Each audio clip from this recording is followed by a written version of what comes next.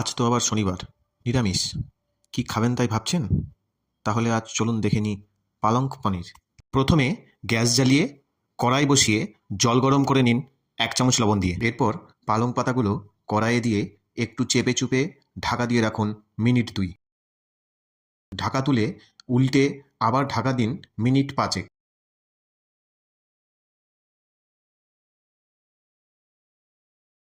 ঢাকা তুলে নেড়ে আবার মিনিট 2 ঢাকা দিয়ে নামিয়ে নিন একটি পাত্রে।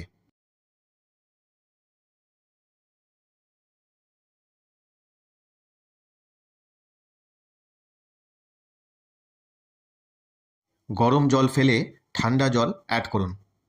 এবারে কড়াইয়ে তেল দিন, পনিরগুলো হালকা করে ভেজে নিন।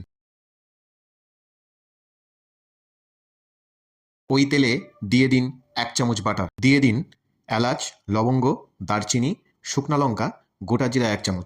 একটু ভেজে কেটে রাখা টমেটোগুলো অ্যাড করুন। লবণ হলুদ দিয়ে দিন স্বাদ মতো। টমেটো একটু ভাজা হোক, ততক্ষণ পালং পাতা একদম জল ছেঁকে মিক্সিতে তুলে নিন। দিয়ে দিন কয়েকটা কাঁচা লঙ্কা।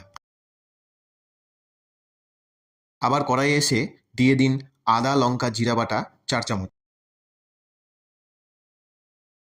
ঢাকা দিয়ে দিন।